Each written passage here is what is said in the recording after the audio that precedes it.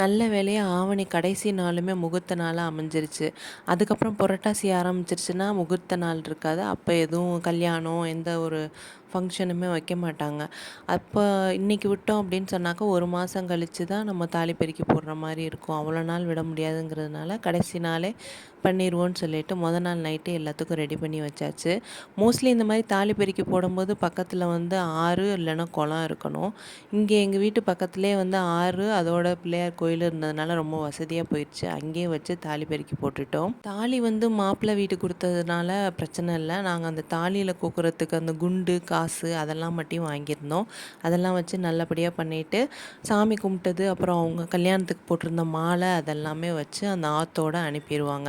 அனுப்புனதுக்கப்புறம் வீட்டுக்கு வந்தோனே எல்லாருக்கும் சாப்பாடு ஹோட்டல்ல ரெடி பண்ணியிருந்தோம். ப்ளஸ் அவங்க சாப்பிட்டுட்டு போம்போது ஞாபகமா இருக்கட்டும்னு சொல்லிட்டு எல்லாருக்கும் சின்ன சின்ன வாளி, சில்வர் வாளி வந்து குடுத்துருந்தோம்.